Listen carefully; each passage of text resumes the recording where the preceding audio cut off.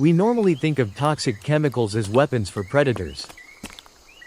We picture venomous snakes using neurotoxins to quickly kill mice.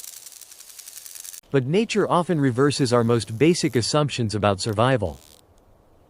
In this forest, the hunter has no venom at all. It is the prey that carries a weapon of mass destruction. This small creature contains enough chemical power to drop 30 humans. Yet, it is about to be swallowed entirely alive. How does a harmless snake eat the most toxic animal in the forest? A rough-skinned newt is slowly walking across the damp moss. It moves with a strange, fearless lack of urgency. Most small amphibians would hide in panic under the leaves. But this newt flashes a bright orange warning on its belly. That color is a universal biological sign for certain death. Any normal bird or mammal that eats it will die within minutes. A common garter snake suddenly slides down from a nearby rock.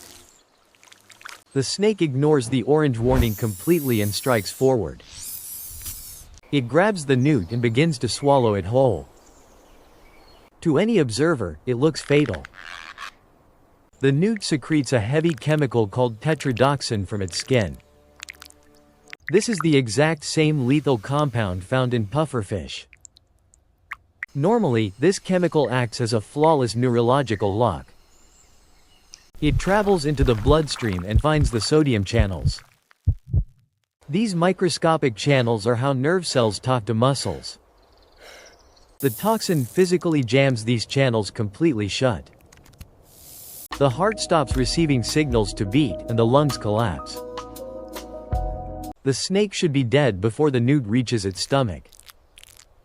But the snake just finishes its meal and casually rests. Why did the toxin fail?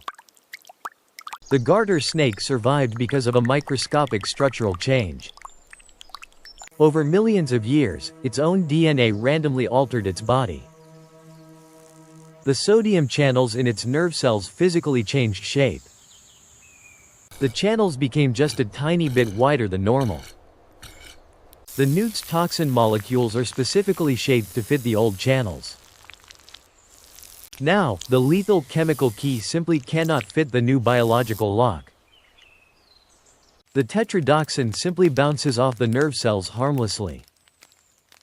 The toxin is simply flushed away. This allows the snake to exploit a massive, untouched food source. It can eat a highly nutritious meal that no other predator dares to touch. But this powerful immunity does not mean the story is over. The newt did not just accept its position as food. It began a silent, invisible chemical war against the snake. As the snakes became more resistant, the newts became more toxic. A newt with slightly stronger toxin could sometimes survive an attack. It would pass those highly toxic genes to its offspring. In response, only the snakes with even better resistance survived. This continuous escalation is called the Red Queen hypothesis. You have to keep running just to stay in the exact same place. But this race has a price. Evolution is a system of extreme compromises and strict budgets. Changing the shape of a sodium channel saves the snake from poison.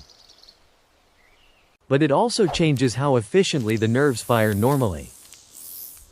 A highly resistant garter snake pays for its immunity with speed. The nerve signals travel noticeably slower through the mutated channels. As a direct result, the snake becomes physically sluggish. It crawls significantly slower than snakes with normal nerve cells. It cannot strike as fast or escape danger quickly. A snake that can eat a toxic newt might just get eaten by a hawk. The hawk does not care about the snake's chemical immunity. It only cares that the snake is too slow to hide. Nature forces every creature to balance its own survival traits. There is no free defense. Sometimes, the arms race produces temporary ties in the forest. A snake with medium resistance might eat a highly toxic newt. The snake does not die, but the toxin still overwhelms its system. The snake will fall completely paralyzed on the forest floor. It will lie there completely helpless for up to 7 hours. Its body slowly works to clear the overwhelming chemical flood. If a bird finds it, game over. But if the paralyzed snake remains hidden, a strange thing happens. Hours later, the nerve cells finally flush out the last toxin molecules. The snake twitches, regains control of its muscles, and slithers away. It just survived an experience that would kill any human instantly.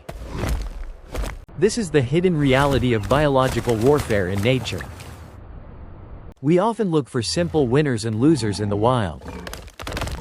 We want to know which animal is objectively the strongest. But the forest does not operate on simple power rankings. Every advantage has a strict price. The newt invests massive energy into producing lethal chemicals. But it is still small, slow, and easily caught. The snake rewrites its own genetic code to secure a meal. But the rewrite makes it clumsy and vulnerable from above. They are locked together in a permanent cycle of adaptation. If one species stops changing, it will go extinct. They are forced to push their bodies to extreme biological limits. They are not fighting for total dominance of the forest. They are fighting just to maintain the current balance. The race has no end. The finish line just keeps moving further into the future. A brightly colored amphibian walks slowly over the green moss. A snake watches from the shadows, calculating the risk. This tiny patch of dirt holds 1,000,000 years of history. We think of evolution as a ladder moving upwards. We expect it to create flawless, untouchable biological machines. But the reality is far more practical and grounded. Survival is about managing the cost of your own weapons. It is about paying the price for the food you need. Nature does not build flawless creatures. It only builds survivors.